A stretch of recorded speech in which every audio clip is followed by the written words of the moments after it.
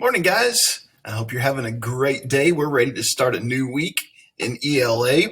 And this week is about one of my very favorite hobbies. It's something I love to do, cook. I love cooking. Now, some guys would think I'm weird, I guess, but it's always been something I've enjoyed doing. I think if I wasn't a teacher, I would like to be a cook somewhere. So my wife and I like to watch this show called Chopped. Have you ever watched it? It's on the Food Network. And so these people compete. A lot of them are chefs, and they go on this cooking show and they open up a basket. They don't know what ingredients are going to be in the basket. Sometimes it's really weird things like what we're going to read about in just a little bit. And they have to prepare a meal. Sometimes they have to prepare a breakfast, lunch, and dinner. Sometimes they have to prepare an appetizer, a main course, and then a dessert. But we like watching it and seeing their ideas. They come up with meals. And sometimes I'll try it for my wife. And so I'll come home from school and she works till 5. I'm usually home by close to 4. And so I'll get home early enough to start cooking supper for her. And I'll try to fix something really fancy sometimes. Sometimes she says, "That was great." And sometimes she says, "You're chopped. That was gross." But we try anyway. I love cooking. And so we're continuing in this theme of module 8 that we're reading in of food and nutrition. We're kind of continuing in that theme, thinking about cooking. And we'll be reading the next couple of days about eating some things. I'm not so sure. Later in the week, we'll be reading about some things that I'm not so sure you would want to eat. But today we're going to be, and tomorrow we'll be watching a video about food and cooking. So let's do a little background reading here about cooking. During history, cooking has depended on the foods and tools available. The earliest humans hunted animals and roasted meat over fires. Over time, people have cooked a variety of foods and used spices and herbs to add more taste. Today, people use a variety of cooking equipment. They use different cooking methods, including baking, steaming, and grilling. Some people cook for a living. They go to school to learn about different foods and the best way to prepare them. The food your family cooks and eats are connected to your culture and where you live. So I learned a lot of new recipes when I married my wife. Her mom's from Costa Rica, and so there was a lot of food that she would cook that I had never tried before. One of my favorites is fried plantains. Have you ever seen them? If you ever go to the grocery store with your parents, you have all those bananas, but if you look down below on the rack below the bananas, there's these big, fat-looking bananas. They often look a little black on the outside like they're rotten, but they're not. Those are called plantains. And if you want to try something really, really good with your mom or dad, then get a couple of those and chop them up into slices. Take the peel off first. Chop them up into slices and throw a stick of butter in a skillet and just lay them in there and let them brown on both sides. Oh, they're so good. That's a Costa Rican meal, the fried plantains. So I just love that. We fix them maybe once a week at my house. It talked about different cooking methods. I got something for Christmas this year. I got an air fryer. So I've been trying a lot of recipes in my air fryer. We like it a lot. Well, as we look at our first story this week, this is a 2-story week. We're going to have 2 vocabulary words only for our first story, which is actually a video. And the words are adventurous. Someone who is adventurous tries to do new things. We were feeling adventurous, so we ordered food that contained ingredients that we'd never tried. You ever tried something that you didn't know what it was? Ugh. One time I was on a field trip when I was in high school, and we went to Florida, and we went to the seafood buffet, and I love seafood. And they had this one thing that you might not want to try, but it was fried squid. And I was like, oh, I got to try it while I'm here. I was adventurous. And so I bit into that fried squid. It was not good. The way I had it prepared on that buffet, it was like fried Jello. On the inside, it was chewy and gooey, and I couldn't eat it. I was adventurous. I tried it, but I didn't like it. Unique. Well, that was a unique thing I tried. Something that's unique is different or one of a kind. The cherimoya fruit is said to have a unique flavor that tastes like banana, pineapple, and bubble gum. I've never even heard of that, but that sounds like a good fruit to try to eat because I like bananas and pineapples and bubble gum. Okay, so there's our 2 words, adventurous and unique. We'll be working with them today and tomorrow. Like I said, we've got a little video this week. So this genre is a recipe video. It shows the steps to complete a recipe in a visual and audio format. Visual means like you see it, you view it with your eyes. Audio means you hear it with your ears. So in other words, it's got sight and sound. It's got a picture and sound with it. A narrator introduces the ingredients needed to complete the recipe. A narrator explains and shows viewers the steps to complete a recipe. Recipe videos might include text on the screen to show ingredients and describe the steps for cooking. This video is called Kids Rock Nutrition in the Kitchen. Maybe you want to watch this and see if you and your parents can try this recipe. I'd love for you to show me at our meet, if you try it, that you cooked it. And you can tell us how it tastes. We'll find out about it more in a minute. But as we watch Kids Rock Nutrition in the Kitchen, think about what you need to know to follow a recipe. What important ideas do you need to remember? Pay attention to how the people, images, and text in the video work together to share important steps and ideas. Do the people, images, and text make the main idea clear and easy to follow? Why or why not? Take notes in the spaces below.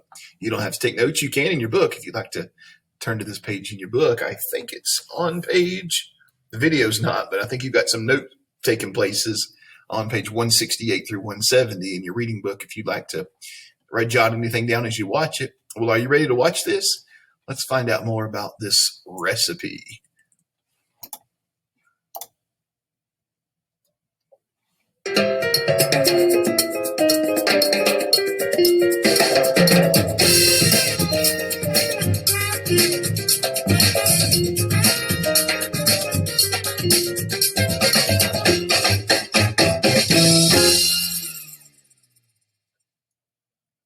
Today we will make some delicious chicken packets and fruit parfaits.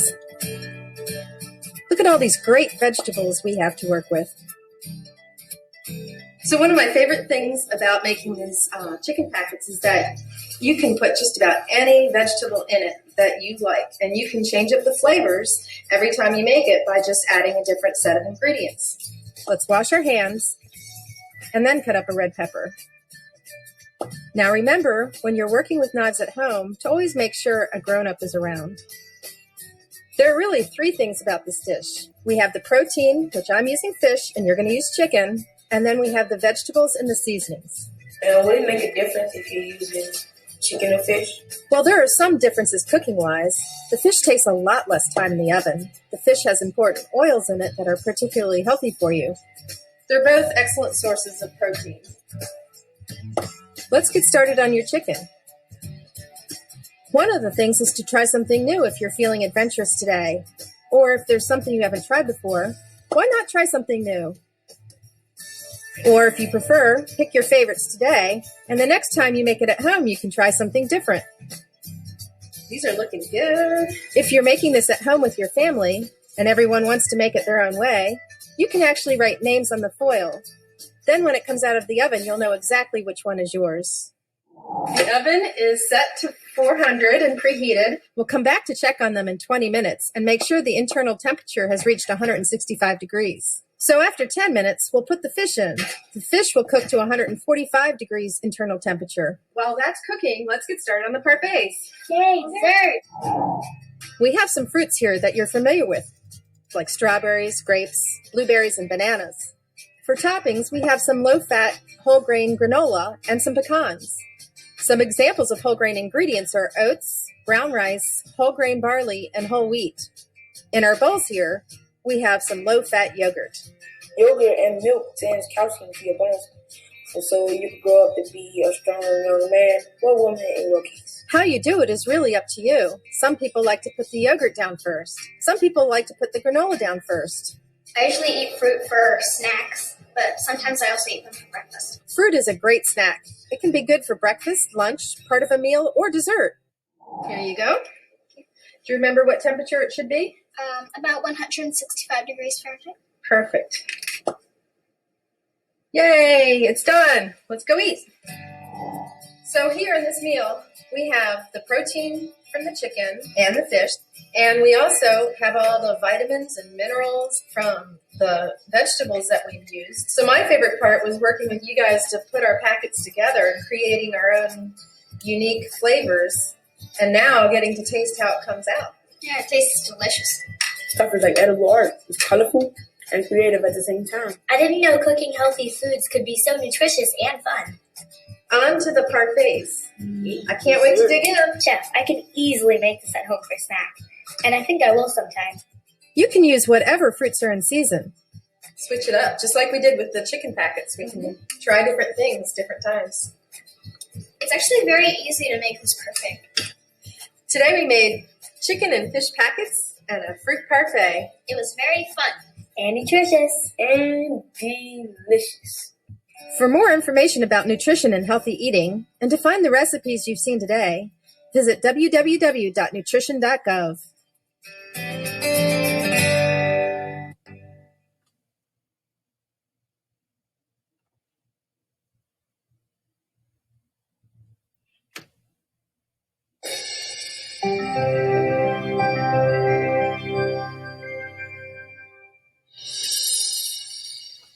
All right. So what did you think about it?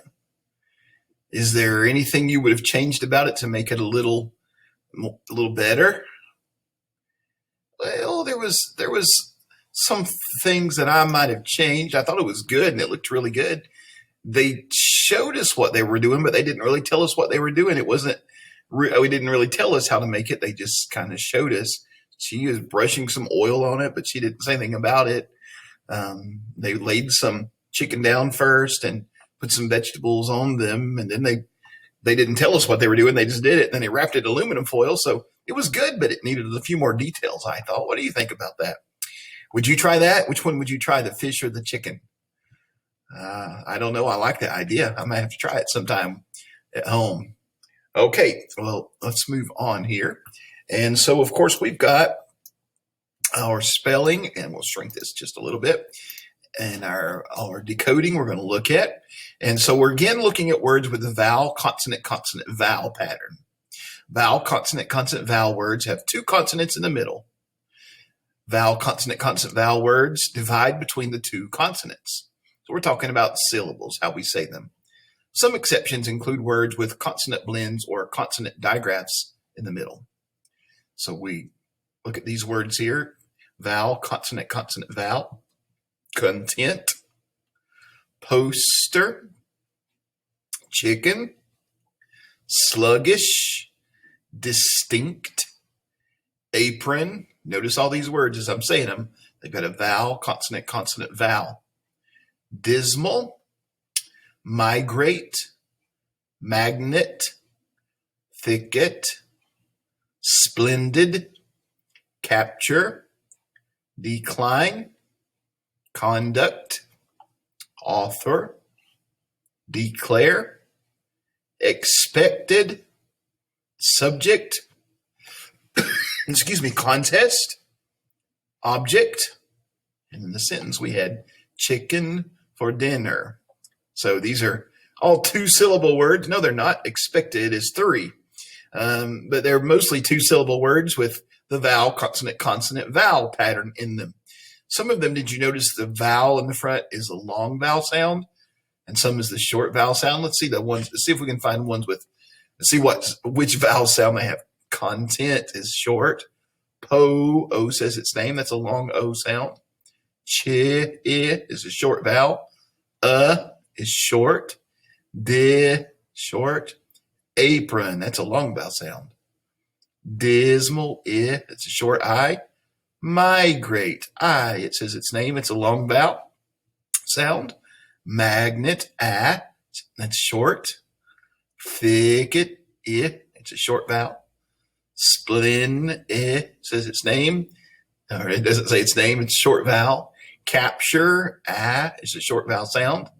The, long vowel sound. Conduct, short. Author, short. Declare, that's a long vowel sound. Short vowel. Sub, short vowel. Con, short vowel. And object, short vowel. So it wasn't many long vowel sounds, just a few of them. Your spelling words are these words that have that vowel, consonant, consonant, vowel pattern in them as well. So here are your spelling words. Whoops, let me shrink that down a little bit so we can get it all on there. Your spelling words for the week. Let's read these together. You might want to pause the video after we read them and write them down on some notebook paper so you can study them with your mom or dad. Poster, secret, weather. Notice that's not the weather like it's raining, but whether or not you're going to do something. Author, rocket, bushel, agree, bucket, ticket, declare, chicken, clothing, apron, whiskers, degree, gather, achieve, rather, bracket, machine, formal, curtain, timber, and disturb. A couple words I'll point out you want to be careful when you're spelling. Notice that weather and whiskers both start with what? They both start with WH. Okay, so just remember that, the WH in weather and whiskers. And then also achieve, I before E except after C is the rule, right? So A-C-H-I-E, not E-I, A-C-H-I-E. So that one can be tricky, so make sure you watch that. Agree is kind of unusual. It ends with two vowels, agree, E-E. And I think the rest of them, degree is like that too. The rest of them are pretty simple. You got some CK words, chicken, ticket.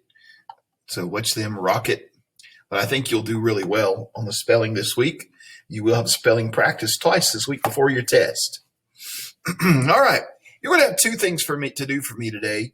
The first one is going to be the vocabulary. It's two questions. There's only two vocabulary words, so you either make a 100 or a 0 probably on it, because if you miss one, you're going to miss the other one. So make sure you get those two words right. What were they? Adventurous and unique. So make sure you get them. The other thing you're going to do for me today, and we'll be working on all week, is we're going to work on our writing sentences a little bit. And don't worry, it's not going to be a whole lot of sentences, just about 5, no more than 10 each day. And what we're going to be doing today, I will have assigned this Google document that you can write on. And it says, add details to make super sentences. Rewrite the following sentences, adding details to make the sentences, to make the idea more interesting. For example, we could write, his mother called. That's a sentence. It's got a subject, mother, and it's got a predicate, called. But it's a kindergarten sentence, right? We don't write kindergarten sentences anymore in 4th grade. We make them better. So here's an example of how we could make this a super sentence. We're adding adjectives and other details. What kind of mother? His considerate mother called when I was sick to wish me a speedy recovery. Now, that sentence is much more interesting to read, isn't it, than his mother called. We added a lot of details to make the sentence more interesting. His considerate mother called when I was sick to wish me a speedy recovery. So you've got 5 to make more interesting. The phone rang, the butterfly flew, the baby cried, a bus stopped, and the puppy played. I bet your brain's going already. So all you've got to do is when you get here ready to type, I don't know why I did that. Okay. The phone rang. So how could I change that? The old, let's see, what could I put? The old-fashioned phone rang so loudly that I jumped in the air. Okay, so there's a sentence. Now make sure you start with a capital letter and you put your punctuation at the end, or I'm going to count it wrong, because that's how you write a sentence, right? You got to have a capital letter and punctuation. I'm not going to count off for spelling, but spell it the best you can. Try to spell the words right. So the old-fashioned phone rang so loudly that I jumped in the air. All right, so I added a details to the phone rang. I'd rather you not use my same example, but I'm not going to count it wrong if you do. Try to come up with your own words there. All right, so you should be able to get this pretty easily. Again, the only other thing you have to do for me today is those 2 vocabulary words, just to make sure you can match them with their meaning. Pretty simple day. I hope you enjoyed this lesson. We'll get to another lesson tomorrow. Maybe you want to make some chicken packets for supper as a homework assignment. You don't have to, but if you do, take a picture and show us. All right, see you later.